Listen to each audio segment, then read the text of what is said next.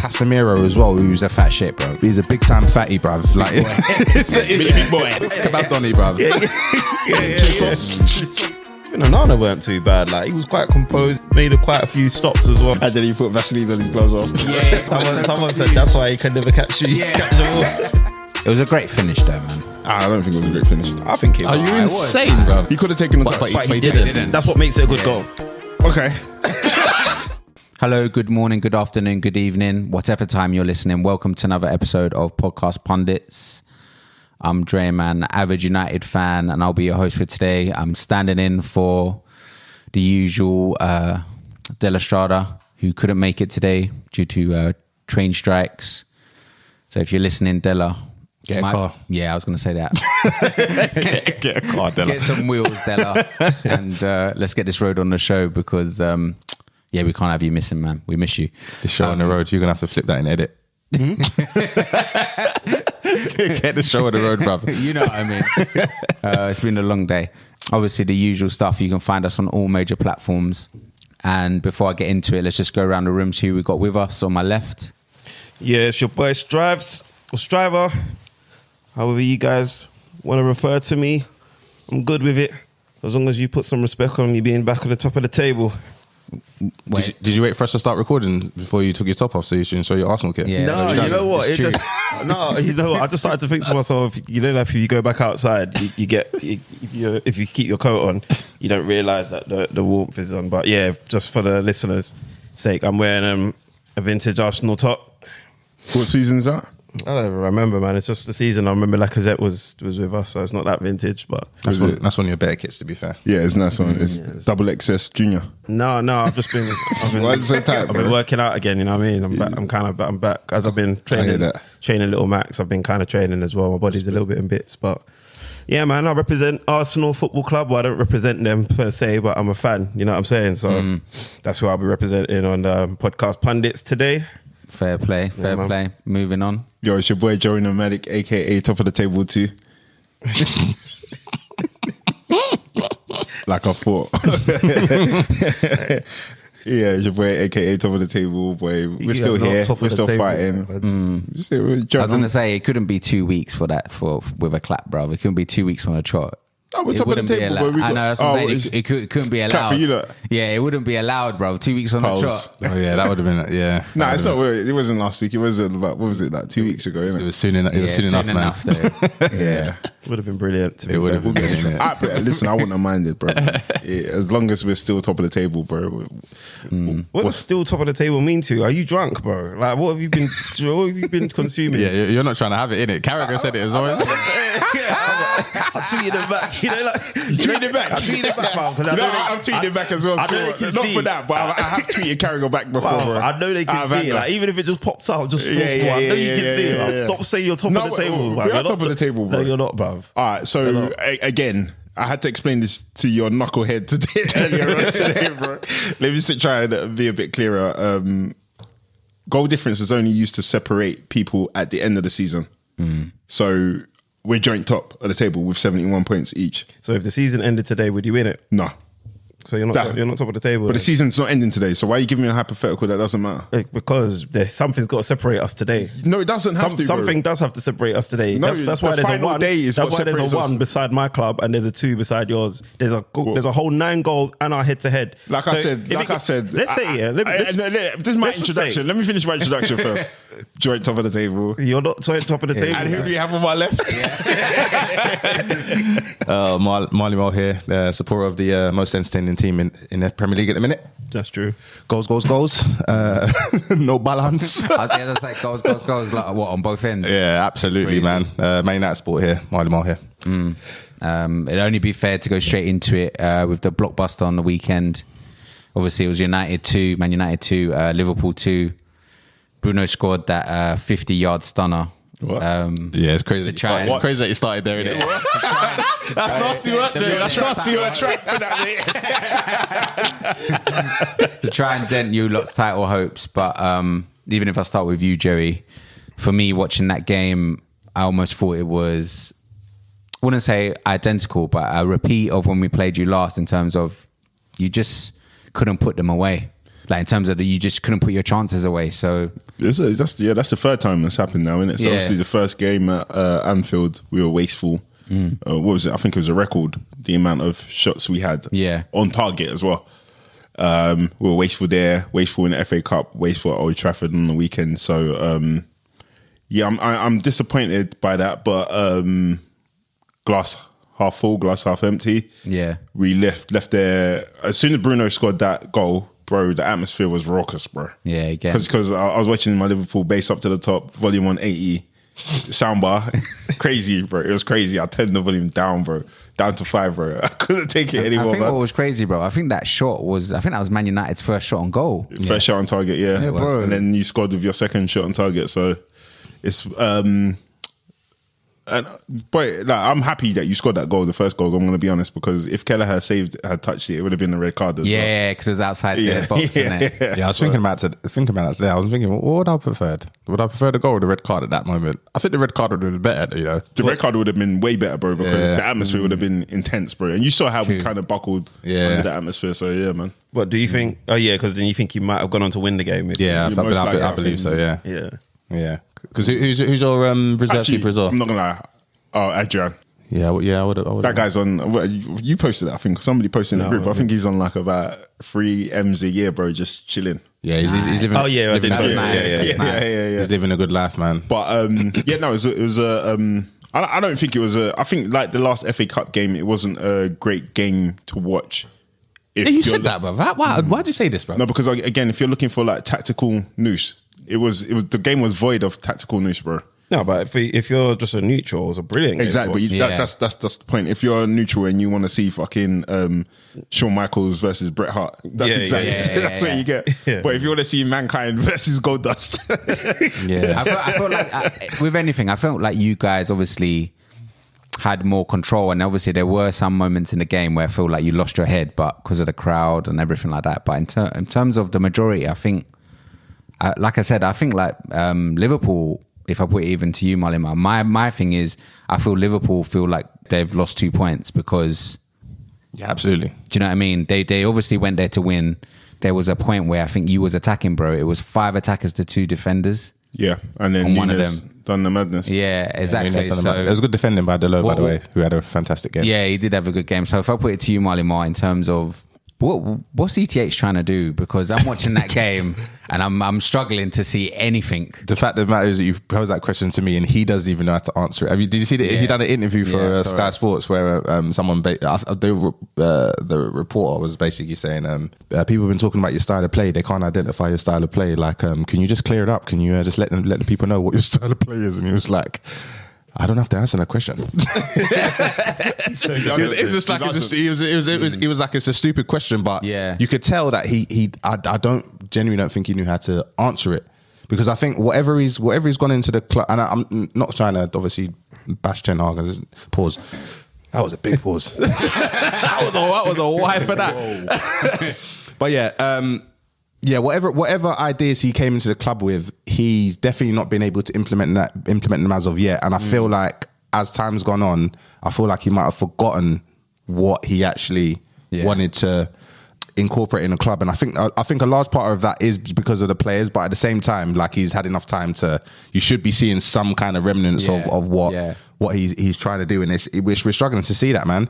Like, consistently the midfield, like, it is so baffling, bro. And it's obviously it's a broken record, because you're hearing all the commentators and all the pundits talk about the same thing, but it's genuinely true. Like, we are so easy to play against. Like, and you've got young players like Mainu who's dope on the ball, but he doesn't get around the pitches. What's that about, bro? I just don't think he's not like particularly mobile. Not really. He doesn't really get about the pitch. And you've obviously got Casemiro as well, who's he's a fat shit, bro. He's a big time fatty, bruv. Like, big boy. He's a big boy. He's a big boy, bruv. And it's like, remember when they pictures of him resurfaced from him coming back to training? Yeah, it's true. And we tried to tell you that it was fat, and you lot fought it. Kebab Donny, bruv. You lot were fighting it back there, but no, bro. Yeah, and the thing is, that was what I think was baffling me, because correct me if I'm wrong, but did he bring on Amrabat for Garnacho? Yeah, he did to show up the game. And I was so confused at that point. I'm like, why are you taking this fat shit off? Yeah, like, it was so baffling. I was like, you can see this guy's struggling. I remember I had a bit of a. I remember I just remember Amrabat going down the right flank. Yeah, and then he got back up, and then he passed it straight to Diaz. Bro, at least I don't know. At least I think he'd be like a bit more. He'd be more busy. I think like Casemiro. He was a spectator. What about that little that overhead kick that he did to? Bro, you know what summed up to set up that move, bro? Bro, you know what summed up his performance? Ridiculous. That obviously that led to that was the build up to the goal, but still ridiculous, bro. I was looking at it thinking, you might know what he was doing, man. because like Maynard was just occupying that pocket, no one around him. He was doing that a lot in the game, so maybe he just knew he was going to be there. Like, bro, I think there was at one stage in the game we won the ball in like a dope area. He had the ball. I thought, okay, he's going to show me what he can do now. Bro, I think he missed the ball completely. No, but and he had to look back down and think, shit, I didn't even spray the pass. I know you're talking about. He paused. He paused. Guys, that was in his compilation. Bro, his 2-minute compilation. I'm not sure, bro. I'm not sure. What? Someone made a compilation about it. Match highlights. Didn't I show it with you? I didn't click it. You did. Oh man, it was woeful, bro. Yeah, he's going for it, bro. Yeah, I didn't look at it. Maybe that's why I'm looking at it like he wasn't that bad. There was a time when he headed the ball across goal and nobody got any end of it. He could have had a couple of. He could have got a goal as well. There was a ball that was played into the box by I think it might have been Rashford, and then he just missed it. Yeah. He just missed it, and then someone else was on the. Someone else was. I think Kelleher got to it, but no, Kelleher let it run. Yeah, someone else was following. I can't remember, but I know which one you're talking about. But in terms of like getting into attacking areas, bro, whatever, that's just a bonus. But bro, like, do your job. Yeah. That's 100%, my thing. Do your 100%. Job, innit? Like. But yeah, so what do you lot? Do you lot play two pivot players though? Because I did, obviously before Maino banged that goal, I did think there was it's like a big gap that's in behind him on the pitch. So and McTominay wasn't on the pitch, so I don't know what. I genuinely don't know what. I feel like we've got two players that are kind of doing the same thing, and it shouldn't be. So we've got Bruno that is obviously got a free role, crazy, which is madness in this particular team. I think in a team where you've actually got two midfielders that are actually sitting and supporting you, you can afford to have Bruno doing the mad. I'm going to run and chase everything. I'm going to press by myself. But when you've got Casemiro in your team who seems to be trying to do similar stuff, like but playing deep line playmaker, but he can't get about, and then you've obviously got Maino who's still trying to learn his trade, I would say, but he gets about as well. He's trying to fill in pockets. It becomes really, really difficult, and this is why people are pamming us, bro. Like our midfield is. It's like you're playing a flat middle three. Kinda. Because obviously Casemiro, he does get forward, but sometimes he sits back, but sometimes he's on the edge of the box. And then you see like Maino, he's more in the box or on the edge of the box, and then Bruno's everywhere. Yeah. So it's like nobody's really been given the duty to hold. Whereas, like, for example, Endo, it's very rare that you see him on the edge of the opponent's box. No, exactly. Yeah. He's usually like on the D of the box or like just behind it. Sweep it or very quickly to get back in it, and then it's the same for Arsenal. Like Rice does bomb forward, but Rice is always in that position. It's just discipline, innit? And I guess obviously this is where it's hard to make a case for Ten Hag sometimes, because you see this and it's like, all right, if you're doing it one game, maybe even two, right, understandable. But the fact of the matter is this is happening every single game. So this is clearly an instruction that he's given to his players to play in this way, and it's just confused. It's gong ho from minute one to the end. Yeah, and it's like really like hope for the best. Like hopefully we can outscore the other team. And if we listen, if we had dope attackers, dope players in our team where it would make sense, I'd be like, all right, fair enough. Like this is cowboy football, but it's going to be entertaining, and we will probably score more goals than the opposition. But fact of the matter is, we ain't got those guys in it. We ain't got those guys. It's just so erratic as well. Like the way we play is erratic and open. So like, okay, if we're gonna, like, as soon as I see us go forward and get into dangerous positions, almost instantly think, if we lose this ball now, you're in trouble. We're going to lose a goal. And that was every time with Liverpool as well, because Liverpool just go, that Kambala guy though, he had a decent. Was that his debut? No, it's not his debut, but I think that's his first start. Maybe. Yeah. Wait, hang on. He looked alright, to be fair, and he had good recovery. Yeah, that was it. But sometimes you look like he might have a bit of rash in him. Yeah. Like he could be a bit rash, but he looked like, for me, I thought that was a good performance. He's 19 years old as well, so that's a good performance. So in that game though, I felt like, regardless of like, even if you lot didn't have any centre backs, I don't think your centre backs had any kind of like impact on the game. Do you know what I mean? I think it was Liverpool who destroyed themselves, like in the last game as well. I feel like Liverpool kind of flopped themselves more than your defenders made us flop. Apart from Dalot, who I thought was really good. Yeah. I don't think your defenders really did. They weren't anything. tested. Yeah, they weren't tested, because really and truly we should have scored like 10 goals in that game, if I'm going to be honest. Why do you say that though? Because we were wasteful in that game. You were a bit wasteful, but like some of them weren't because of, like, for instance, some of Salah's chances was, if I remember, there was one that the pass was played kind of just behind him, so he didn't really.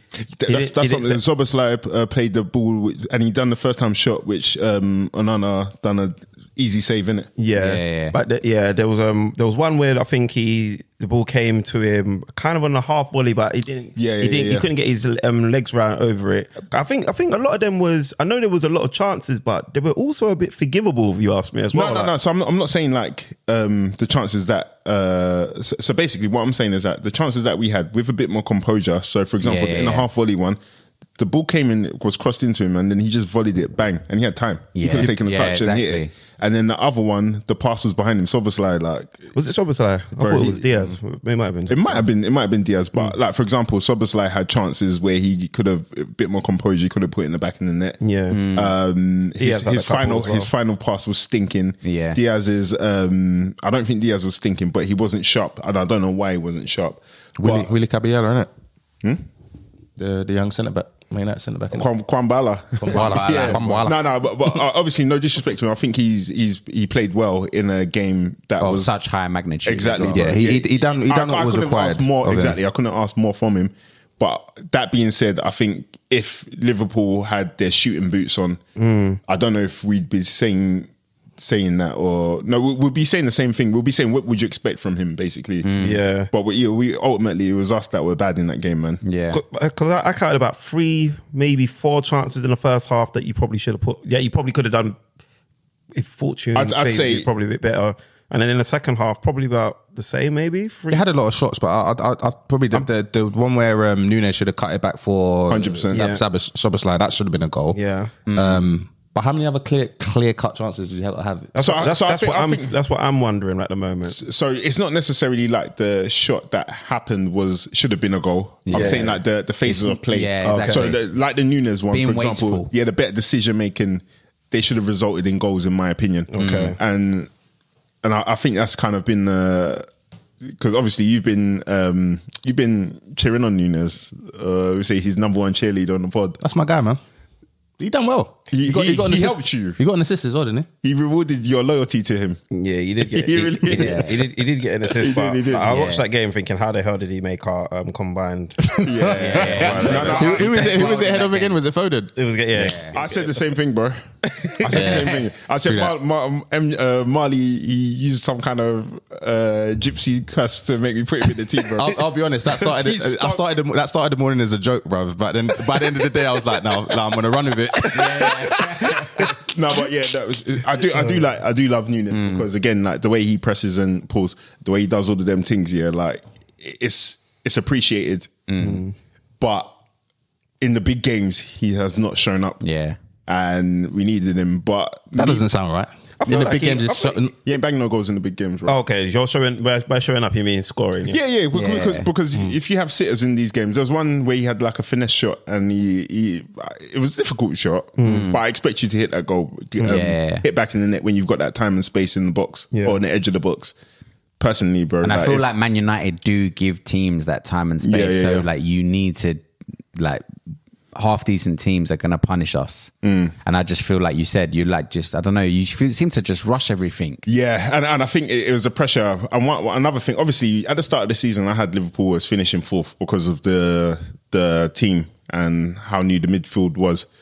But then people like McAllister have come on leaps and bounds than what they were at the beginning of the season. But then I look at somebody like Szoboszlai and like he was getting custom in my group, and I was thinking, like, at the end of the day, this is brand new for him. What were people saying about him? No, just that he's off the pace, isn't it? And then like all of the chances that I think he should score. The first goal, I think you do better, but I'm not expecting him to score on his left foot when the keeper's coming at him. That's not his thing.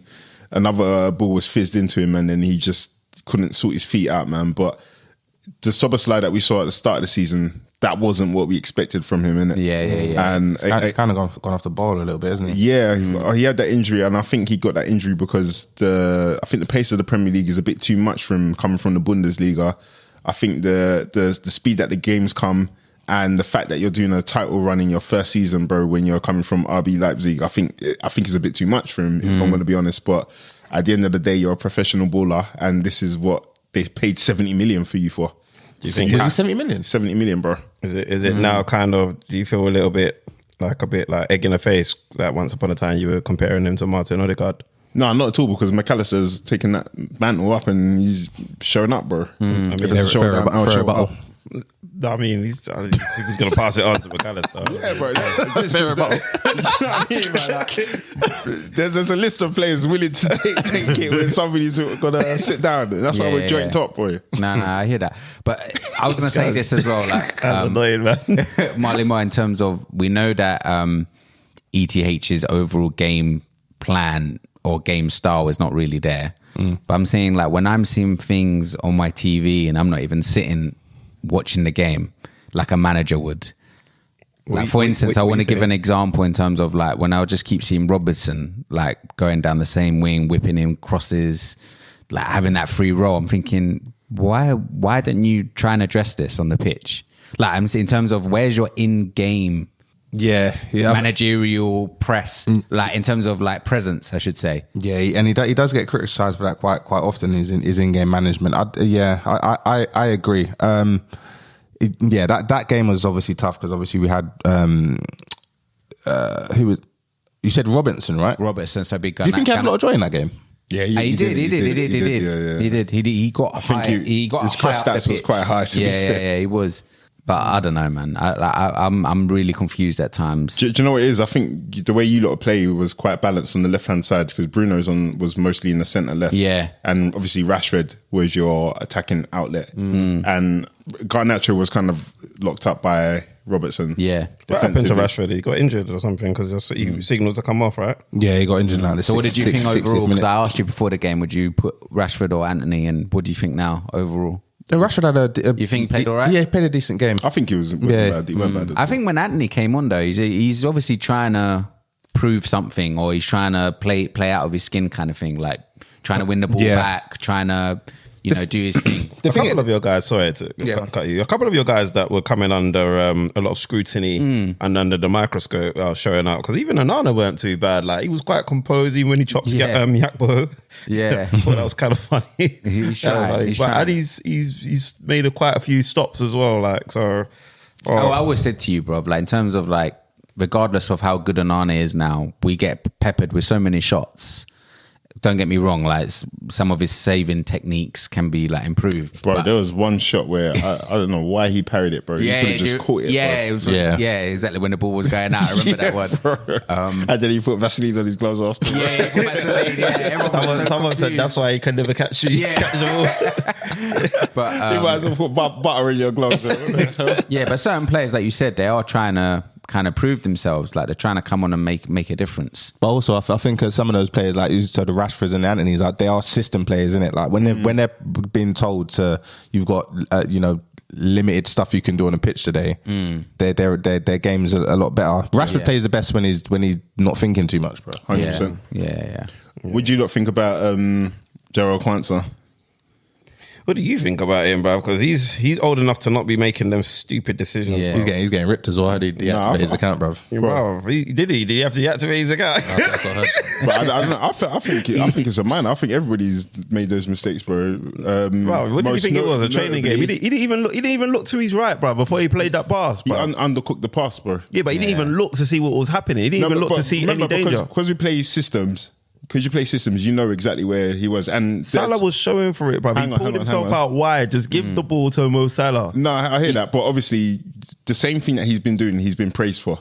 No, but look, I'm saying that one there, though, was washed. Because even VVD's even pointing, saying, give it to Kelleher. I know. But VVD does that all the time. And he goes to VVD because we recycle the ball a lot to draw players out of position. So I'm not mad at what he did. The only thing that he did wrong was undercooking it, because the pass direction, if you put more power, it's going straight to VVD. So I'll be very hypocritical for me to start saying, stop doing what you've been doing all season when it's been working. The one time it doesn't work, we've got to shoot you down. And then obviously, like, it's happened to Steven Gerrard. So why, when he slipped, do you know what I mean? We lost the title, so why can't it happen to Jarrell Kwanzaa? And do you know what I mean? Yeah, no one's saying it can't happen, but just saying it was a bit of a howler. You know, and it was probably the biggest howler, and it was a great finish, though, man. I don't think it was a great finish. I think it was. Are you insane, bro? I think it was, bro. Come on, that's hang on. What the keeper was out of the box. Bro, the way he met the ball, the way he put a little schwaz on it as well. But I think that's not a good finish. First time, bro. No, but hang on. The little curl on it as well. First time as well. Did he have to do that? Bro, we can go to the park tomorrow, yeah, and I'll give you 10 times. I bet you don't hit once, bro. I don't think he meant to put the curl on it, because he didn't slice it. All I'm saying, it was a good finish. All I'm saying, hang on. Is halfway line. The keeper is out of the box, far out of the goal. Yeah. You've been giving the ball to your feet with two centre backs who are out of position. No, it wasn't giving the. What? As in Bruno. Jarrell Kwanzaa gave him the ball. It went to his feet. It wasn't to his feet. He had to run on. It was a square ball, bro. He had to run onto it, and then he had to make the decision. It was a tidy finish. He could have taken a touch. It was a good goal. He could have taken a touch, but he didn't. That's what makes it a good goal. Okay. No. I hear what you're saying. My point is, it didn't have to be, bro. He could have scored that goal even if he didn't do that. Do you get what I'm saying? The keeper was running back, bro. Okay. Yeah, but the keeper was running back. He could have just put it over the keeper, bro. But the technique he used, our point is, that was a good finish. Yeah, fair enough. In like a Liverpool Man United game, to like do that, I think you got to give him a bit of credit. But as well. Bruno's doing that any game, bro. Yeah, he would do that any game. That's the annoying thing about him, bro. Like, even if it was Champions League final against the best team in the world, he'll probably do it. Yeah, he's audacious. It just so happened that he scored past us, man. And obviously Maino, just usual. Ooh. I'm gonna try and stop talking about Maino because people think I'm crazy. No, I'm obsessed. I mean, Maino, he was a good goal, Dre. It was a beautiful goal. It was a brilliant goal, but he was under the cosh a little bit as well. He was. Yeah, he saved himself. He really did. Do you know? I was seeing like, because remember, I actually conked out, like, and I woke up angry, like, whoa, I've missed most of this game. I had to watch it back, but when I also went back on the timeline as well, just to see what was happening while the game was going on, and Maino was literally getting cooked. No, the thing is, where he's going to struggle now, is because everyone's hyped him up. Everyone expects him to have like a 7 or 8 game. Yeah. He didn't have a particularly bad game, but he wasn't the Maino that's been hyped up for the past few weeks. That's probably where it was. So that goal probably saved him. And in the same breath, like, double-edged sword, bruv. Like, now everyone's going to expect the same thing, like 7 and 8 per game, bruv. So now we're going to get a lot more. That's what I'm saying, man. Let the guy cook in peace, man. It's going to be hard, man. 100%, because I'm thinking Garnacho has scored some worldies, but I don't think he's been hyped as much as Maino has been. Yeah, because Garnacho's not English. That's what I'm saying. It's very problematic the way Maino has been. Strav, you're on record saying this. Yeah. It's very problematic the way he's been hyped, because when you put somebody that high, bro, it's a very big fall. Yeah. It's a hard hit when you land on the ground, bro. I saw a lick shot Lippy saying that he's better than Wilshere already. Yeah, like, I saw that still. I was thinking to myself, what? Bro. But then, you know what's mad though? Like, as soon as he said that, he then scores that goal. I was thinking, has Wilshere done something like that for us? Well, I don't know. I think it's way too early to be making such a... I don't want to compare. They were comparing it to McCade as well. If you were to compare. If I had a choice of... If somebody put a gun to your head and say, compare right now, bro. I'll take Maino. But my team. But are you forgetting Wilshere's performance against Barca? Wilshere was dope. You know what I'm saying? So the kind of performances that I've got your hair standing up for, Mano, like Wilshere was doing this. I feel like as well, like because of that midfield that he's playing in, I think it's so difficult, man. He's blowing because he's trying to do too much. I'm not gonna lie, I think it's easier, bro. It's easier to stand out when you're playing with Dudu, bro. No, but I think what Jay's thinking is if he had like better players around him, he might not expose some of the deficits of his game whereby he's trying to do too much, bro. Yeah, I think where Marley Marl said earlier that he doesn't get around the pitch as quick, or he's not as mobile as people might expect him to be. He might get away with that. He wouldn't need to get around the pitch as much. Exactly. If he was playing in a middle, like an Arsenal middle, maybe. But the reason for that is that because he'll be playing under strict instructions in the system. Because I think the problem is there are no strict instructions for when I look at anybody on the pitch. I feel like literally if Dalot wanted to go in and play centre mid, he could. And then ETH wouldn't even say anything to him at the end of the game. Because your middle isn't bad in terms of quality-wise, actually. You guys can move the ball around. It's just ill discipline, man. That's it, bro. Because the thing is that like if Pep had that same team, we wouldn't see all this crap we're seeing. We wouldn't see it. It's like and to your point, we definitely have enough quality within our squad whereby we shouldn't be looking as crazy as we look, bro. It's legit like we're playing gong-ho football from minute one to But what I will say is that you're sounding very much like myself and De La Strada last season when we were talking about ETH, bro. Systematically, there's no discipline at all. We didn't look this bad last season. No, you bro, 100% you did. You didn't. I'm telling you, Marley, 100%. Against Brentford, when we got Clarted and Brighton, I'm not saying looking bad in terms of like the result. I'm saying looking bad in terms of the ill discipline, in terms of like players just floating around the pitch and not being able to identify any redeeming qualities from ETH's gameplay. But you were getting results, so that's why it was difficult to stand on it. Yeah, I don't know. It's just simple. It would appear to be simple things as well. It's just like there doesn't seem to be any cohesion in the press, and I think everyone's doing their own thing. Bruno is a key reason as to why we're out of shape all the time. Because he chases everything. Like it's bonkers. Do you remember the stress? I don't even remember, but in the Belmont football group, I was like, bro, like. Who triggers the press, bro? Because Bruno just goes and then when he goes, he looks back and he's angry. He's angry. Anybody running, but it's like, bro, we never revised this one. Honestly, every single game it is insane. And then you've got Hoyland that is doing similar stuff right now, and obviously because he's so keen to impress, like by minute 70 he's dripping wet. He can't run no more. It's just madness. Like I don't know, man. We just need to sort this out, bruv. So hopefully by summertime, we've got some people out the door and people coming in that make more sense. I'll be honest, no, come on, man. You've pretty much said it in this episode that as soon as you get a better manager, like things are going to change. As long as they're able to establish the system, get a good coaching staff and get rid of this Arsenal guy who's just trying to destroy a team. the head physio. And then I don't know. You lot have got a new Southampton technical director. We've got some good people. I don't know if he's going to be able to like let any kind of system or style of football cascade down. But if you can establish something from the top down in terms of how you lot play football, because I think since Alex Ferguson has been there, there's not, even in Alex Ferguson's days, you didn't need a system. And you lot have kind of just tried to live off of that since he's gone. He kind of had a system. I don't think he did, I think he did. I think not a system, but we played kind of the same way in every game, I felt. Like, bar the ones where we were basically just doing a low block.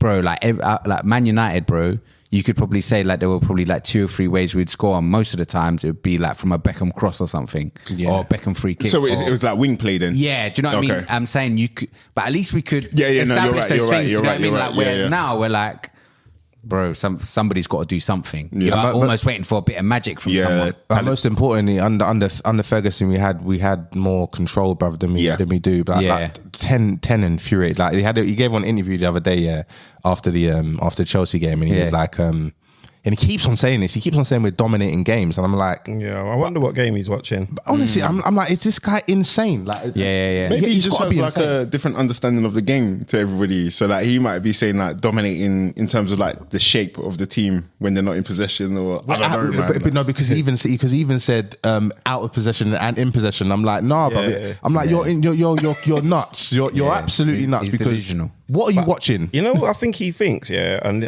I'm not no trolling. I think because you face so many shots, yeah, but you're not conceding that many goals per shots that you're facing, maybe he thinks the defense is doing good on that premise. You know what I mean? Like if you're facing like 30 shots a game and you're only conceding your one or two, you're probably thinking, yo, that's not too bad. I think the whole point from... If everyone else was conceding 30 shots, I bet you concede more. Maybe that's how he's processing it. Like, I'm not saying that makes any sense at all, but for Man United, this is like from what I can remember, this is like the most amount of shots we've ever faced, bro. Like it's crazy. Yeah, it's bad. Do you know what I mean? And in terms of like, don't get me wrong, everyone has their injuries and stuff, but surely you need to be looking at that stat, bro, and just be going 10. Like we need to shore this up. He should just get. Maybe he just might need to improve his coaching team as well, because he might just need a defensive coach that helps him out or something. I'm not. I'll be honest. Steve McLaren is kind of a deadwood for me. So why is he even there though? Apparently he was brought in because he knows the club. That's all that he was. Apparently he's a good coach. I think he was doing well in Holland as a coach. So apparently he's well revered, as they say. Right. But yeah, man, he just, I don't know. Maybe he's stale now. But I don't know. Like I don't know. But yeah, I'm hopeful that in the summer we sort this out and bring in the right people. I'm sure Jim's looking going now. Yeah, absolutely. Because he was in the stands as well, innit? Yeah. Can you lot finish? You lot can't finish higher than 6, surely. You lot aren't hopeful that. I think that ship is sailed, man. Yeah. So what's it now? Just FA Cup. Is it FA Cup? Yeah, FA Cup that you're FA Cup and try and get in Europa. You lot seen apparently Liverpool offered a 3-year contract to Ruben Amorim. Yeah. I put that in the group. I did see that. What do you think though, in terms of like that approach and for him to come into Liverpool? I liked what I've seen from him and what he's done. Where's he at? Sporting? Yeah, Sporting. I like the style of play. Ain't that who you said you wanted it even? He was on my list, yeah. But no, sorry, he wasn't on my list. He was linked to Liverpool, and then I did a bit of research and I thought, this is he's got quite an impressive season record behind him in terms of the clubs that he's managed in Portugal, and I also think Portugal translates well to the Premier League as well. Yeah, we said that. But his style of football, currently he's playing 3 at the back, but with wing backs as well. So technically a 5 at the back that converts kind of like a Conte formation.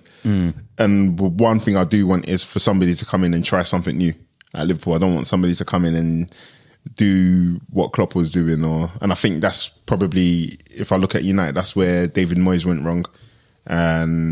But by the time Van Gaal and everybody else came in, it was, I think, too little, too late. So... I give him 2.5 years when he comes. You give him 2.5 years?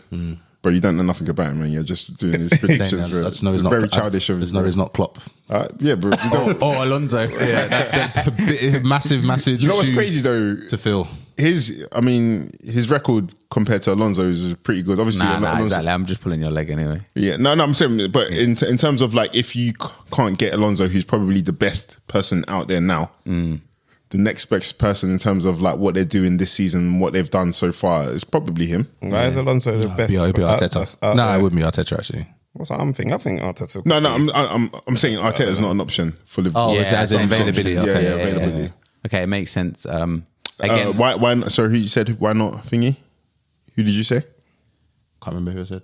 I said Arteta. No, sorry, Xabi Alonso. Why? Somebody said something about Xabi Alonso. I think obviously this is his first season. Yeah, so, exactly. But 41 games unbeaten now. Yeah, his record is that's as much as he's obviously being held up as a dope coach. Like I don't think enough people are talking about what he's doing. Yeah, exactly. He's on a madness. So bro. I think if they win the next game, that's it. They've wrapped up. Yeah, wrapped up the league, and then they're in the final for the DFB Pokal. Yeah, that's right. The German. So what he could do is a version of the treble. Yeah, he can do the Liverpool treble. He can do the platinum treble, bruv. Like unbeaten. Knock it off, bruv. You sprinkle unbeaten on that. Bobby builds a statue of him now, bruv. Is that better than Prem, Champions League, and FA Cup? I would say so. Unbeaten Europa League and FA Cup. If you're unbeaten, no, because it's Europa. It's because the level of opposition isn't as high. But it's still unbeaten. Is But you can play somebody who's Champions League quality in the final, though. Yeah. In Europa League. That's why I do respect it sometimes. If he stays unbeaten, that is crazy. Build a statue, bro. Seriously, bro. If you can retire. Right, he's gonna have to. If Liverpool play their cards right, he's gonna have to meet Liverpool at some point. Bro, true. You know that will be a great game. Yeah, it would be. He's unbeaten in every competition. Yeah, it's crazy. It's mad. But sometimes he's done it in a lot. Well, bro, he's still done it. Anyway, I like Alonso. Every competition is crazy. Yeah, before I changed my mind on Arteta, I was, I had my people already, sending him some paperwork and having some conversations. But obviously, we don't need him anymore in it. So you guys can have him, man. We'll get to that. So obviously, United play Bournemouth next. Yeah, away. Yeah, another tricky game. It will be in it. It's probably going to be a 4-4 game. Bournemouth, man, they've been. Yeah, what's going on with them, man? I don't know what's going on. Didn't they win on the weekend? They did, but it's just like they've just not been like for instance, I'm expecting them to be a lot more like resolute at the back in certain fixtures, and they haven't. I'm expecting their forward play to be. I feel like it's been a little bit rock and rollish with them as well. Like I don't know what's going on with Bournemouth. And then obviously Liverpool got Palace. Yeah, and then Atalanta before that. Yeah, I think we should deal with Palace at home. They're not really bogey at home, man. To be fair. Yeah, they stink right now. Yeah, they're new manager. They're close to relegation. Yeah, it was like I don't think they were that bad on Saturday, though. You don't think they were that bad on Saturday? They were good for. Yeah, I know what you mean. Yeah. But obviously, like City did what they're supposed to do. Yeah, but I think. What's going on? I was going to say, Palace seem to follow that trend though. They seem to go ahead, and then they just lose it. Yeah, so I think someone said that in the group, innit? Like they always go ahead and then. Yeah, like I think they did it against Chelsea as well. They went ahead, and then that was it. They just kind of not fold, but it was a decent 45 minutes. Yeah, it was a decent 45 minutes. But yeah, with him, I think as soon as he starts getting his players in, they'll be all right, man. Yeah, but did you see people were ripping that their right back Munoz for asking for Haaland's shirt? Yeah. I didn't even see that. No. Yeah, getting ripped, bro. I think he might have even deactivated his Instagram. He's young, and he's young as well. As 21 or something like that. Before we move away, Marley Mar. Anyway, before that game, obviously United played midweek 4-3 Chelsea. Oh yeah, I mean another freaking rock and roll game, bruv. An NBA end-to-end. But the thing is, I think because I missed the game, but from seeing the highlights, and I think the most disheartening thing to see when I saw the score was I just looked straight away to see the minutes when teams have scored, and it's like, hold on. So United were losing 2-0. We brought it back to 3-2. Then we'd actually lost the game 4-3. I actually forgot about that, I actually forgot we actually lost it within the last 2 minutes. Exactly. Last 2 minutes of the game. That game was absolutely wild, man. What bonkers. Wild. Cole Palmer stood up. Yeah. Palmer, they call him nowadays. He's sick. Yeah, it's very, very, very wavy player, man. Yeah. That's the thing with ETH. I'm saying he can't even keep it tight in the last 2 minutes of a game. That's why it's just shocking, bro. That's why. What can he do when you guys keep giving away penalties? Yeah, yeah. That's like 3 penalties you've given away in the last 2 games. But even if we just drew it, I would have been like, okay, Dallo did it, cool. But we lost the game as well, bro. But you say that though. Isn't there something he can do tactically to kind of alleviate the pressure that they're feeling at the end of these games, though? Because it's always a high pressure situation at the end of every game for Man United. Against Liverpool, I guess he tried with Amrabat, but these guys ain't the answer to show things up. I mean, you would like to think that he's a good enough DM, or he can come on the pitch and you're short of a point or a win. But these guys ain't levels, man. Because I was going to say in terms of the Palmer one, I think there was a screenshot of when the corner was that goal pissed me off. And then you see Bruno like pointing, and I think it was Garnacho pointing as well. And it's like, guys, Palmer is the most dangerous player. Exactly. Why wouldn't he be like man marked? He'd be like, this guy's on form. It's wild. It was like we were doing like zonal marking in that moment, which just felt strange. Like it's the last minute of the game. Like this guy is actually free. Like it feels crazy just to leave it, like the strongest player like alone on the box on his favourable foot. Nah, come on. You're saying scripted, yeah? This is stupid, man. And I was going to say, Joey, you played Sheffield United, right? It was 3-1, right? Yeah, funnily, in last week as well, I said that it's going to be a bit of a shaky one as well, man, because the return fixture as well, we won that game, but it was very shaky, man. Yeah, just conversion rate up front is just crazy for us, man. You might be dropping points for a second, innit? And then I remember getting a bit happy still. I knew we were going to win that game. I knew we were going to win that game just because we were playing better, and I don't think Sheffield would have been able to hold out. Yeah. But I didn't think it would be like a McAllister crazy goal like that, man. That would have done it for us, man. But it was a sweet goal, man. I think you saw Odegaard scored in the midweek as well, innit? Yeah. So you just said, I see you, I rage you, bro. Stop trying to change who Odegaard's up against. You first put him up against somebody. Why are you mad at me for, man? I'm just saying what McAllister said. Oh, man. Oh, God. But then obviously, moving away from United and Liverpool, City played Villa during the week, which was 4-1. So kind of blew them away. Yeah. And then after that, they played Palace. Although Villa was like ridden with injuries, I still thought it was a bit of a naive lineup, man, from Unai. Because I think Del Estrada commented on something I said in the group in regards to talking about the injuries and stuff. But I feel like, I don't know, man, Unai is a bit of a like... I was so disappointed in that game. Like, I just felt like it was a free... Just gave City a free hit, bruv. Like, you know what I mean? Too like, open. Not like we want you to do our job for us, but I was like, what the hell, bruv? Like, against Arsenal, we're playing them. I think we're playing them next after Bayern. Yeah. Watch him freaking try his hardest. That was pathetic. Man. That was pathetic against City, There's beef between you, yeah, it's true. Oh, fuck you know, man. Yeah, I guess as well, it's like you. At this stage of the season, I guess you're weighing up where your quick wins are, and against Man City you're probably having to put more effort to even get a draw against them, so maybe sacrifice that game because they're in Europa as well, right? On Thursday, so conference. Conference. So yeah, that's that's important to him. Like he wants that cup. Well, I thought it was important to him until he played Chelsea with Arsenal. But what I'd say about that as well is I think because you're not the only Arsenal fan that said that. Quite a few Arsenal fans were saying that, and I think because obviously you lot did your pragmatism against Man City, you lot are thinking, nah, that's the thing we do, innit? Can't Unai just play his game, bro? Like, why does he have to approach it in a way that you lot see fit? And now that you lot have proven you can, do the fortress thing. All we're trying to do is just trying to show you, man, how to, we crawl and we will see you, man, can run, but you lot don't want to. You don't want to take advice. Jose and Sam Allardyce crude, so you can walk, bro. Calm down. Well, you know what I mean? But we've elevated it small. You know what I mean?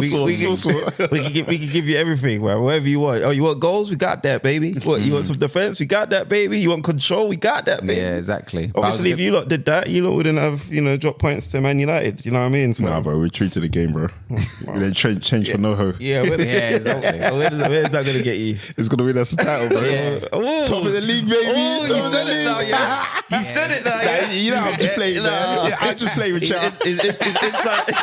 Inside force came out. I just play with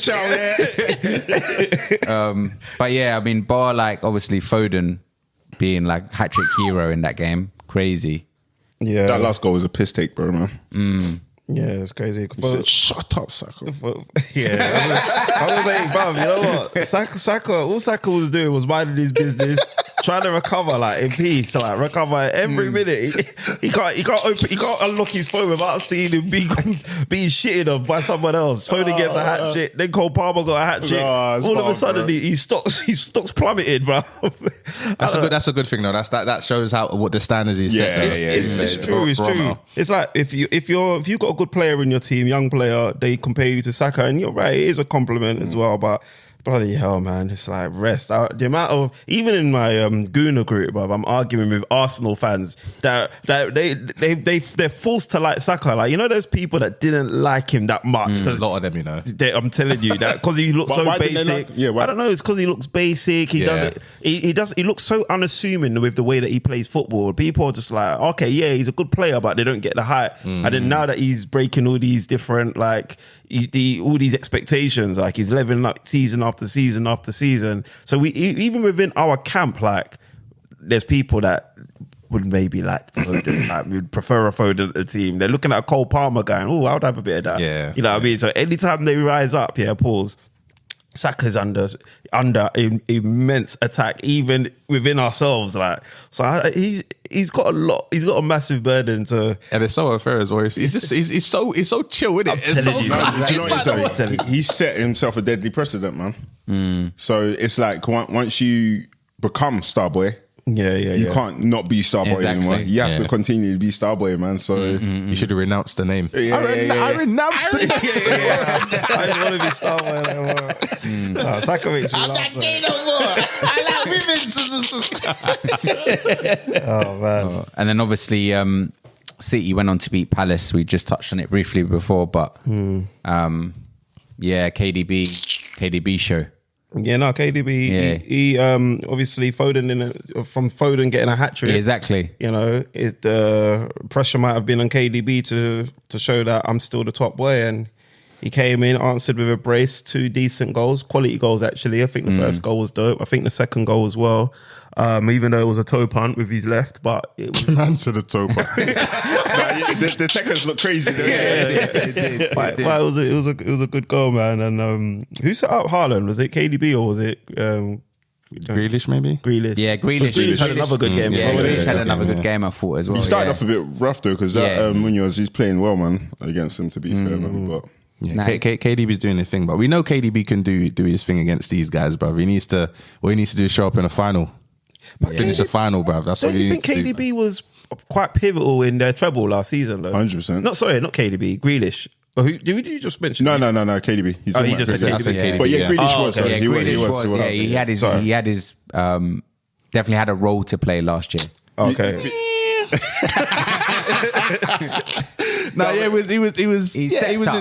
was important in that team. Yeah, he was playing a lot. What are you saying? What? KDB's final curse, isn't it? But I think KDB, he thinks that he's fully fit, and then Pep's been substituting in the last couple of games, isn't it, man? So he came in like a firecracker still, bro. Yeah, they got Real Madrid. I was going to say they got Real Madrid next, and then Luton. So the games are going to be coming thick and fast. What game are you not going to be watching? What's up with that? What's up with the scheduling, man? That's annoying. You know? I don't know.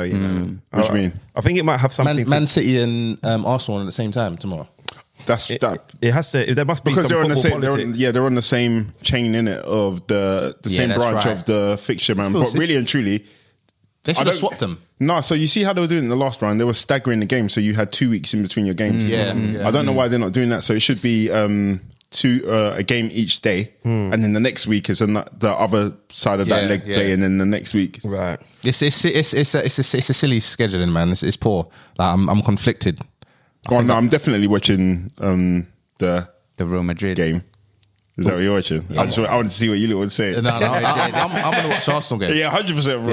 I don't like. You hate watching. No. I swear. You lot enjoyable to watch, isn't it? Exactly, bro. I need to watch because I've been saying to everybody, you lot are going to dismantle Bayern. But you said that about us. What did I say? I said I'm putting money on Arsenal to win that game, and I said it's up for you to decide.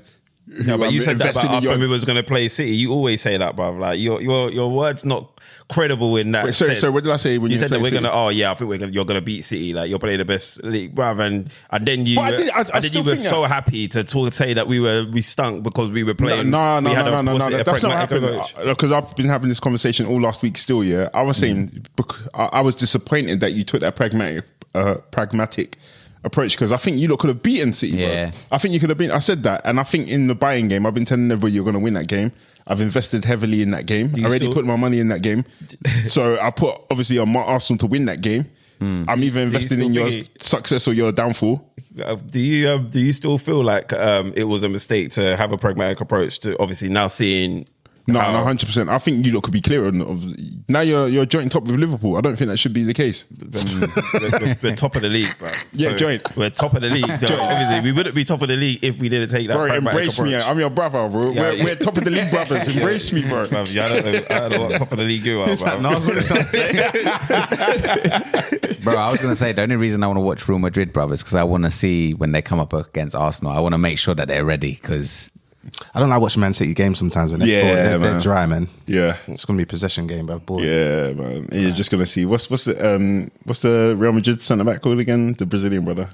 Eder. Yeah, Eder. He's just gonna fall over and roll off his back. Is he fit again? What? I think he's back now. Okay, yeah. All right. What? So, Drayman, you're picking Real Madrid to get past City then? yeah. Okay. I think City. I think it will go to penalties. You know. You think? Cool. I think Real Madrid That'll be got a point to prove. That'll be a good game. But yeah, it's very annoying that we have to pick between watching Yeah, that is annoying. two Premier League teams playing Might have to do two that Champions pitch League championship. heavyweights. Exactly, it's mad. Bro. You know those pitch in Yeah. ones? No. You gotta do that. Would you watch that one? And I'm watching a verified source, but I'm not endorsing them because they're not paying me. So, Strauss, let's move on to The main event. Yeah, the main guys. What do you mean the top of the league guys? The top of the league guys. Yeah, man. Arsenal. So obviously midweek you played brilliant. Luton 2-0. Yeah, no, that game was kind of boring, man. If I'm completely honest with you, I fell asleep watching it. That's how boring it was. But I don't want to sound ungrateful. Ungrateful because it was boring because I knew the outcome. Like, so I'm watching it and I have that. I'm nervous before every game, every Arsenal game. I promise you, I'm nervous because it's just like, yo, like, are we really this sick? Like, surely there's going to be a some sort of slip up because obviously I've seen it when we played Fulham. I've seen it when we played West Ham. So there's and Luton took us to the wire just before Christmas. So. I'm wondering. So I'm a little bit nervous, but then the way that we played the game, we rotated the team a little bit.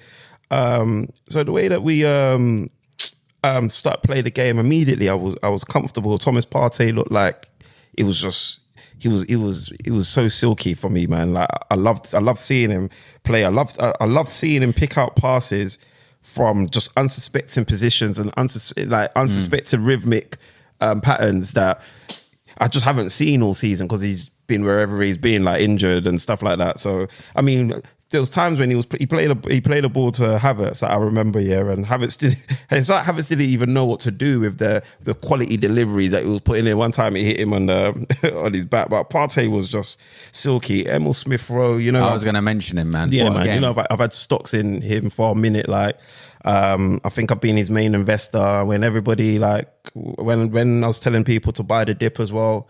Nobody wanted to buy the dip, but Emil Smith Rowe. I believed in Smith Rowe. You believed in Smith Rowe, yeah. And I hope that you become rich off your stocks, just like I will one day, because Emil Smith Rowe. When he goes to West Ham, bro. Yeah, he's got a future at Arsenal, man. He's got a future. He played really well, man, and obviously he got a little assist for his woes as well. He played good. Like if that was Kai Havertz, back in the day, like when Kai Havertz, we were literally like, he was making the headlines for doing like the bare minimum. Like I was thinking, boy, Twitter's going to explode after the performance Emil Smith Rowe just gave. But, everyone was a little bit conservative. I feel like we're starting to get a little bit, we're not as excited about our team as we're excited, don't get me wrong, but we're not as excited about every small thing as a fan base as we used to be, whereas I feel like I still am. Like I was gassed to see Smith Rowe play that way. Yeah, you know what I mean? So yeah, man, it was decent. Odegaard was, I think that was the. Sometimes it's easy, you're conflating the two games, but I think that was the game that Odegaard scored. That was a nice finish. Yeah, he did. Yeah, that was a brilliant finish. And then even was it the own goal? Yeah, the own goal as well. That was the one that Smith Rowe set up. Yeah. I thought Reece Nelson got on the end of that. But yeah, man, it's tidy. But I fell asleep because it just got a little bit boring. Like we won the game and then you just couldn't break us down. And like you knew how it was going to end. Next minute, I fell asleep and woken up and we won 2-0. So I'd seen everything already. And then, so yeah, man, I like that though. I like that I can, like I'm watching the game and I feel safe. You can delegate the stress to your team. I was going to say the good thing about it is Arteta is saying that obviously he needs the whole squad and he's bringing in these players to get their minutes up. and it's still like an important part of the season for you guys. So it's almost like, guys, you need to keep the momentum going, bro. Today, obviously, we're filming a day before the Champions League. We're recording a day before the Champions League game. Every Arsenal player trained today. I saw that. Yeah, man. Like, this is amazing. Like, lucky this doesn't. you, man. This, yeah, bro. I feel lucky as well, man. Thank you, bro.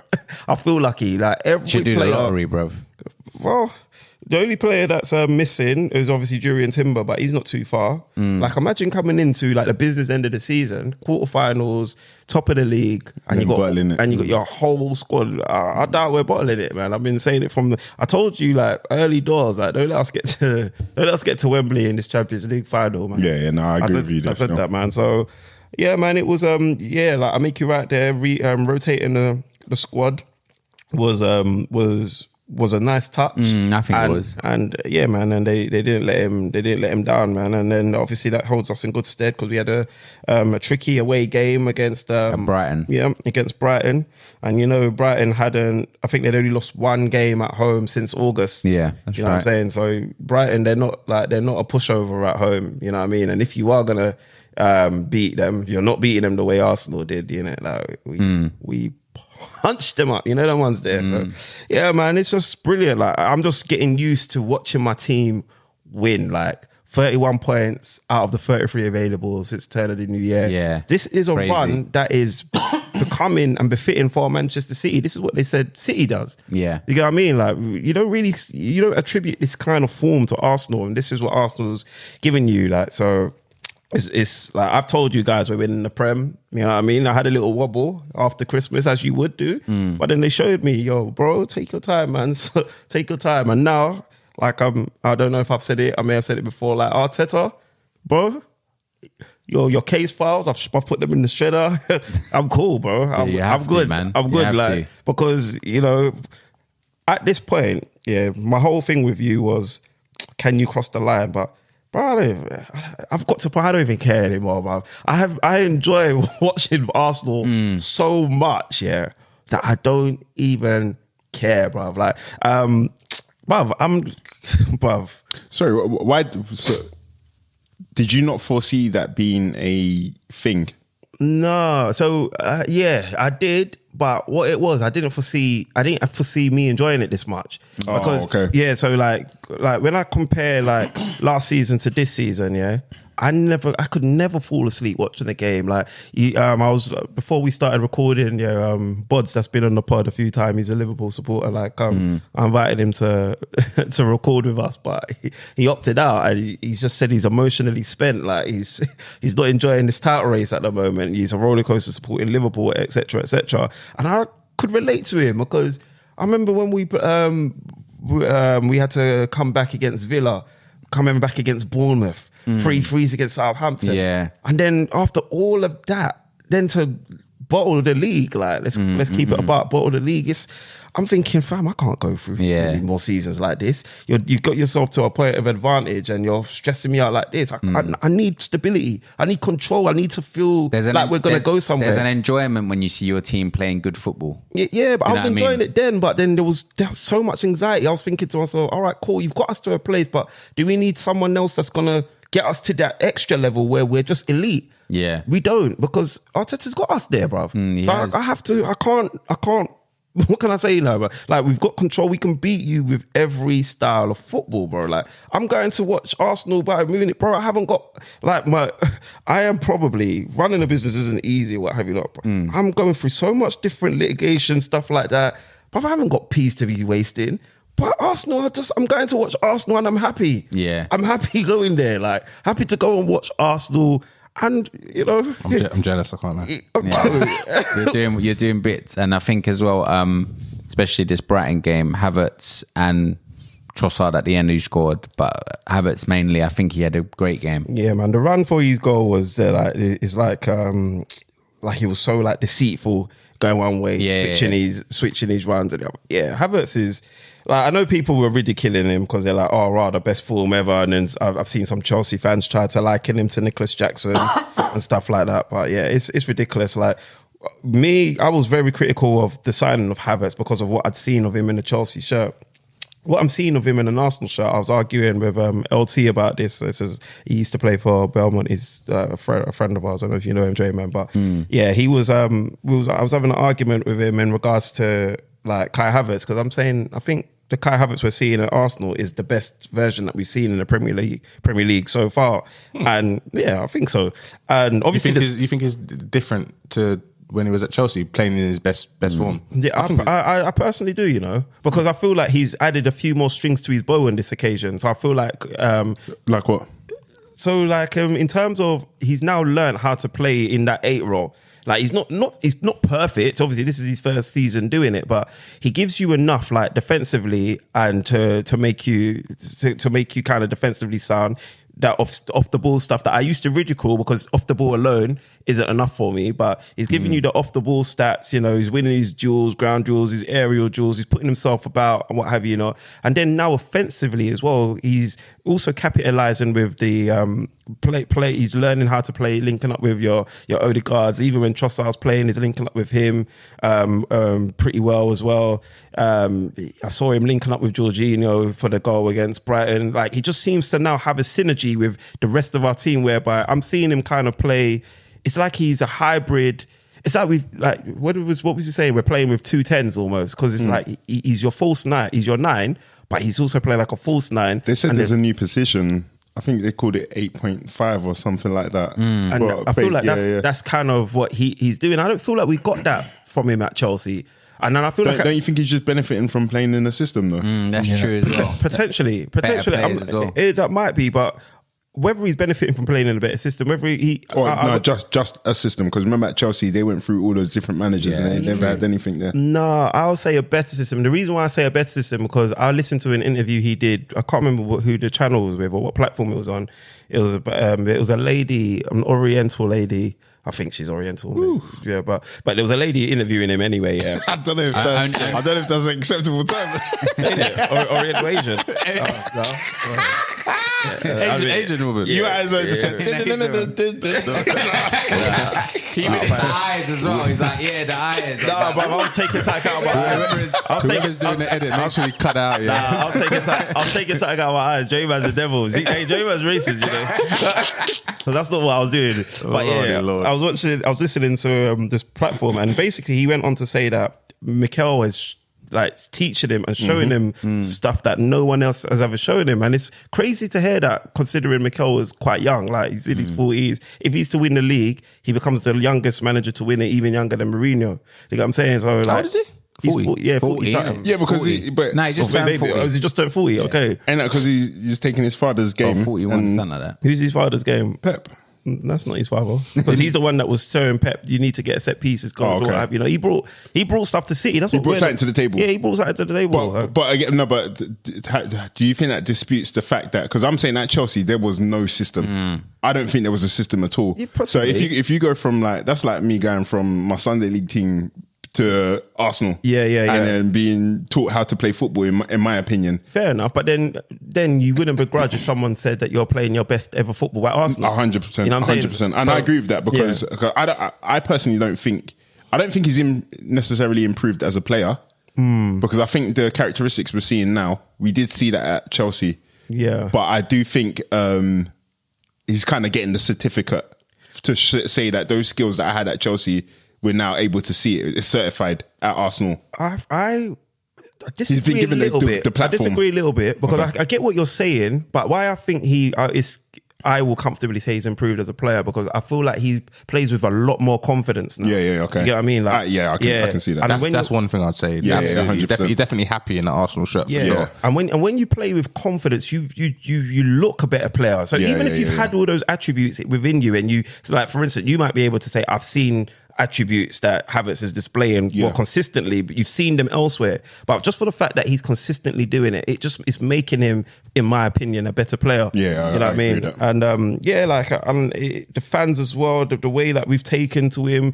I think someone said it again in a group of ours earlier. Like, well, I can't remember what the conversation was. I just overread it.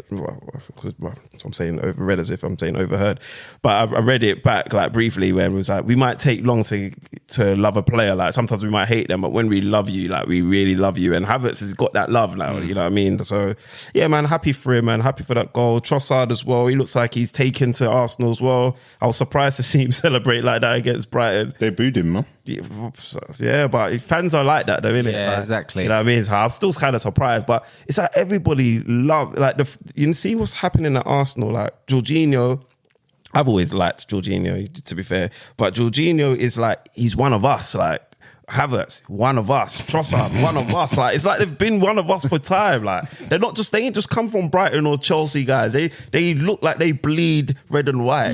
And listen, what's them turn on them if they don't win anything, exactly, bro. It's just called winning. Everything you're talking about is called winning, bro. But That's all it's called. It's called winning. I've come from finishing back to back eighth back to back. Yeah. So if I'm all this stuff is just called winning. Bro. It's just called winning, bro. I'm not used to this no more. So you know what I'm experiencing, yo. This is like. Do you understand? Yeah, that we're playing Bayern. I'm not scared. Like Bayern that gave us 10-2 aggregate. I've been foolish like that before in the Champions League. Maybe. No. But what I'm not doing is I'm not making the mistake of saying it's going to be an easy game because I think it will be a tough one. What's the score prediction? I'm hoping that we can get a 2-goal advantage. I think it'll be 2-0 Arsenal. I would like to say because every time I'm scoring, they'll score. You think so? They'll score. I think Kane's going to score. Kane won't. I think maybe Musiala. Maybe. I think we're going to lock Kane up. I'm going to drop some change on Kane scoring. I think we're going to lock him up. Quick question. I think we're going to lock Kane up. Maybe at Allianz, but I think we're locking him up at Emirates. Sorry, just to point something out. The Arsenal defensive fortress structure that we saw against Man City. That was the first time we've seen it this season, right? In the way that it was performed, kind of like the Atletico Madrid style. For that long. I feel like we've always had that within us. No, but in terms of like your players, the way they were drifting left to right. So I've watched some guy doing an analysis on it, and basically it was like Atletico Madrid. Right. It was kind of like a carbon copy of that. And I think that's the first time we've seen it done at that length as well. So what we did see is that in the Luton game and the Brighton game, you guys decided to just do it for no reason because you could have gone in and smashed these teams. Yeah. And I think if you decide to do that against Bayern Munich, I still don't think they're going to be able to penetrate that. Because I don't think Bayern Munich's attack is better than Man City's, if I'm going to be honest with you. And you know what as well? It's funny you say that because I'm watching the Brighton game and I'm seeing the way Brighton attack, and Brighton, they don't come to lay over, they don't roll over for anybody. No. And although you might look at their individual players' quality and be like, it doesn't match up with your Bayerns or what have you not, but Bayern caused legitimate threats that kind of had us, you know, we had to think a little bit. You know what I mean? We had to think a little bit and to figure out what they were giving us before we kind of shut them out and obviously then dominated. I thought that was a great prelude to the Bayern game. And I think that's going to hold us in brilliant stead. Obviously, with Bayern not being allowed any fans as well. Yeah, that's dumb, though, man. Yeah. So I'm hoping if we can sneak a little 3-goal advantage, happy day. Yeah, but that's what I'm thinking a 2-0 or 3-1 Arsenal. I think the way Arsenal been playing, man, I just find it difficult to see teams scoring against you, just because you're just like the way you keep it at the back, bro. It's just Yeah. You know, you didn't want to say it, but yeah, you guys keep it tight. Well, boy, I looked at the running between Arsenal, City, and Liverpool, and I think City now have the easier running out of everybody now. I think only Spurs, I can maybe foresee them dropping some points, if at all. I can see City winning every game. I think Liverpool's obviously they've got a strong running as well, but I think because of Champions League, you guys have it a bit more difficult. You have it the most difficult because I think there's the gap between the 15-day gap that Spurs have. Yeah. But I think that could also work against Spurs because not playing the game for 15 days is a bit crazy. Yeah, true. And obviously we've got our running, which I think is the most difficult. However, I look at our running and I wonder, and I look at if we take it game by game, well, I don't see why we can't survive it, to be fair, which is why I still have us to win the Prem. So Yeah, man. We'll see, man. Great time to be an Arsenal fan, man. Great time. Those last 2 games look a bit tricky for you. What's that? Man United and then Everton. No, I told you we're going to win the league at United still. So yeah, that's the one I told you. Because I've noticed all of you that are trying to take annual leave for the last recording of the season. No, I booked this in December. Well, we're going to wrap it up early. Joey will be back if they win the league, bro. We're gonna wrap it up with early doors so that you guys are all here. I notice what's going on over here, man. I mean, man. But that'll be interesting, man. It will be. Like I said, I think it's going to be. I think if Arsenal just continue as they're doing, it's going to be very difficult. We've got all our players back. So it's just good to. We've got options there. Like we can. But who have you missing apart from Partey? Who have you been missing though? I mean, we've barely had Jesus. We've barely had Partey. We've obviously during Timber we only saw him in pre-season and a couple of games, but he was promising. We've not had him. Martinelli on and off. And obviously not only is he obviously struggling to build up a momentum, these little injuries here and there, they're not helpful. Tomiyasu was starting to do press conferences. You know what I mean? Yeah. So then he's gone off injured. We've had to. He's back now. Yes. Yeah. But what are you saying about Martinelli? On Liverpool side, Jota's back next week apparently. Yeah, and I think Alisson's coming back soon. I think you guys are getting your players back as well. Yeah, it will be a deadly day. It will be a fight to the end. Yeah, no, players are returning. And we're joint top, so boy. It's going to be good. You're going to have to score 10 goals. And I don't think so, you know. Yeah, because look, the way I see it is, obviously, if it, you educated me, you said that apparently we're joint top because it only goal difference separates you at the top of at the end of the season, it's separating us now, so we're still top. It's not. But let's say we somehow miraculously you guys score, you being 10-0 in one of your games, whatnot. We got identical goal differences because we've got a better head-to-head than you as well. We still beat you. Like if we ended at the end of the season, joint points, Man City 1 point behind us, goal difference joint, we still win the league because of our head-to-head. You realise that, innit? Yeah, but I also don't think you're going to win all your games for the rest of the season. But I think Man City. So where do you think we're going to drop points? Where do you think we drop points? Looking at our games, we got Villa. I don't think you're going to win. Chelsea, United, Spurs. Remember that, but the only thing about your fortress thing, is that your fortress thing when you played Man City, you didn't win that game. Right. If you won that game, then I would have been a bit more confident in your fortress system. But who do we have to do the fortress system against? Say that again? Who do we have to do that against? What do you mean? Like, because who do we need to lock up? No, you just have to score every game. Yeah, and I can't see. But you didn't score against Man City when you could have scored against Man City. Is my point. So I think there will become a game where you will draw. I think you are going to draw a game. Yeah, I know. But do you have a team in mind? Do you have a fixture? I don't actually know. Maybe Spurs, but I haven't really looked at your fixture list to be completely honest. But I think the Spurs game could be draw, and I think they've got Villa, Wolves, Chelsea, Spurs. It could be Chelsea. The Chelsea game was a bit of a struggle for you lot. What was the score in that game? I know what you mean, but nah, Chelsea. You think by the time? Yeah, Chelsea we spank. No offense to the United boys. I think United we deal with. Spurs. Okay. Yeah. United game. Yeah, I think you lot are going to deal with them. Like Klopp said, if they play how they played against us, you lot are going to finish them. Yeah, don't give us those guys. Don't let us get that many shots off. Don't do that. Please, because it could get embarrassing. What do you lot think about that game, bruv? Take it off, bruv. What do you lot think about that game? What's that? The Arsenal game. We're not going to lose it. I don't understand what's wrong with United fans, man. Anyway, and any United fans that are listening, pay me my money. The ones of you that freaking made bets because you're not finishing above us. You should have beat Liverpool. Anyway, other than that digression, I think it's Wolves. You know, Wolves are the ones that out of all of them, honestly, bro. Wolves are problems. They're the ones that keeps on taking points of the big six, bro. Like beating them, etc. We got them last day of the season.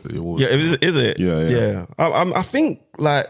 I expect we should win every game, but like Tottenham has to play everyone, right? Yeah. I'm angry that they have such a big say in this. Tottenham are going to steal points from somebody. I think it's City though. That's funny now. I think Liverpool deal with them. City are the bogey team. They're City's bogey team. Us, we need to get retribution for that Jorginho little mistake. That's Jorginho's only blemish. And Saka getting bang up. that was fair. Like Saka was a prick. Saka was a prick. He deserved that in that game. Yeah. You know what I mean? So I don't know. Maybe I should be more scared of Spurs, but I'm not for some reason. No, I don't think you should be scared, but we shouldn't have been scared of Man United. After the FA Cup? Even after the FA Cup, we shouldn't have been scared of them because that's when we should be giving retribution. But maybe. What are you saying for Atalanta, bro? What are you thinking? But I've not even thought about that game once, you know, if I'm going to be honest with you, man. I'll be happy to see Ademola Lookman. Yeah, you're not going to deal with them as well. Yeah, you will, man. After the United game, I think somebody's getting a football boot kicked into their head if we don't beat them. I think as well, like with Ramadan ending, it's going to be the best thing for Salah because he's just looked a bit off key since his fasting. He's been down for I'm a serious, meal, bro. Like since I seen him, bless him, he just not looked like the Salah that I've expected, and I think that can contribute to it. When you're fasting, you see like religious practices, you see fasting, it gives you focus, laser and sharp. It gives you like a divine source of glory. So fasting can't be your excuse for underperforming with anything. You're even being exposed to riches. Did you not see the penalty that they got? Like it was fortune, bruv. If it wasn't for Salah fasting, you never know, bro. Liverpool could have even. But then, how do you explain Amrabat? You think he wasn't fasting? Fair rebuttal, still. Fair rebuttal. Yeah. He plays for the Red Devils though, so it counteracts any fasting. And then Arsenal got Villa next. Yes, I mean, is your ex-manager gonna try and give you problems at the Emirates? Not really. Nah. And Douglas Luiz misses the game. That's a bit favourable. I don't think it means that much, but it's a little bit. I think it does, you know. I think it does, yeah. But I bet you Unai magically knows how to select a team when it's time to play us. But I think we'll deal with them. But do you not expect him to want to do that though? He should want to because he's fighting for Champions League. Like no, forget about Champions League. Let's say, for example, he wasn't even fighting for Champions League. You don't think he should be wanting to do that against Arsenal? Yeah. Why? What did we do to you? We didn't do anything to you. Okay, you're the one that took us to Baku and we got spanked. No, but you want to give a good account to your previous employers. Okay, like Declan Rice at West Ham, he got vengeance. Yeah, I suppose so. Well, who cares, man? Villa, I can't. Yeah, I think you'll deal with it, man. Like, I can't. Like, I think for me, Villa have like. I think we get 90+ points this season.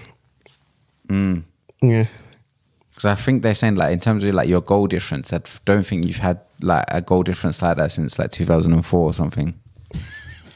2004, 2005. What's that? The Invincible season. No way, is it? Yeah, I think so. Yeah. Was it 15 draws? This guy. I don't know what you're trying to. I'm just asking a question. I'm trying to work out what you're trying to get at, bro. Anyway. Sometimes I feel like I can't even speak. I'm not gonna. I was gonna go into like Spurs and Villa, but I think nothing's really changed personally from those games in terms of like the standings.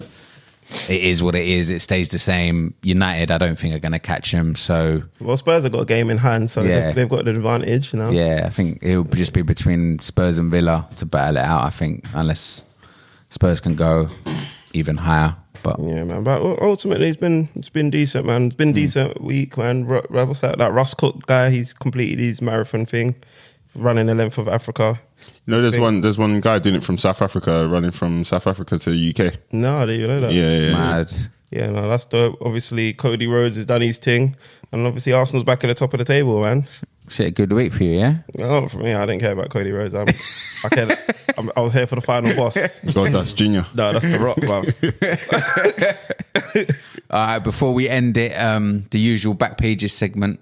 If we quickly go around the room, I'll start with you, Strives. My one was going to go to that guy that rapped it for Celtic against Rangers. Forgot his name, man. Rabbi Matondo.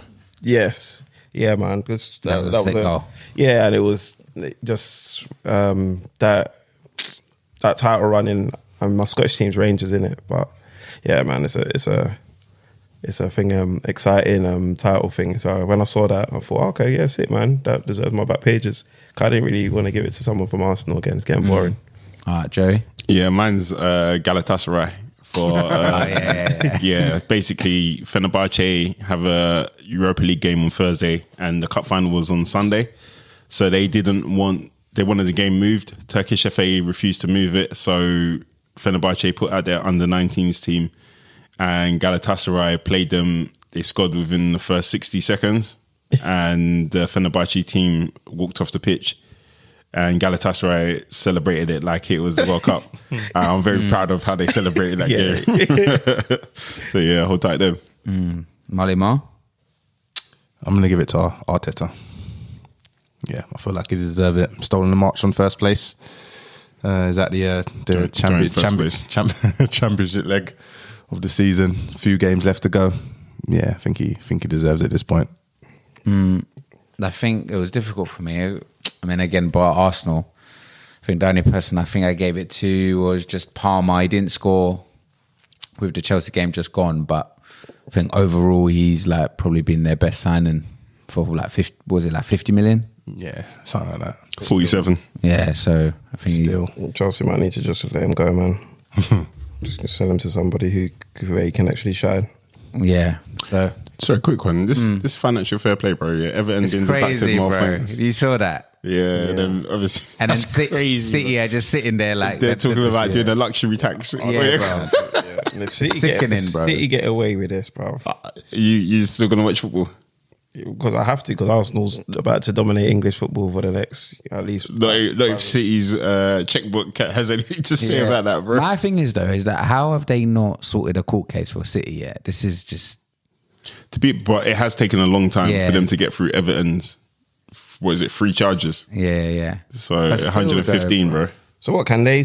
Everton can still appeal that, though, right? Isn't it? That's not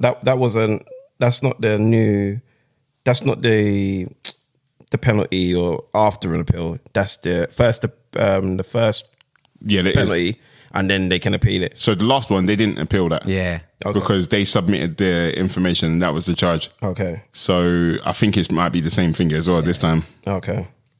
Because I think if you appeal and then you lose, I think it can increase, can't it? Okay. And I think Everton's legal team is not, the United UAE's legal team, because that's who Man City are going to have representing them. I want to see what happens with that anyway, man. It needs to come to fruition. They're taking a piss with that. But anyway, yeah. R.I.P. Joe Kinnear is it Joe? Joe Kinnear. Joe Kinnear. Is he ex-Wimbledon manager, wasn't he? Just no former Tottenham player. Yeah, but yeah, thanks for listening. It's been another great episode of Podcast Pundits. We'll see you same time, same place next week.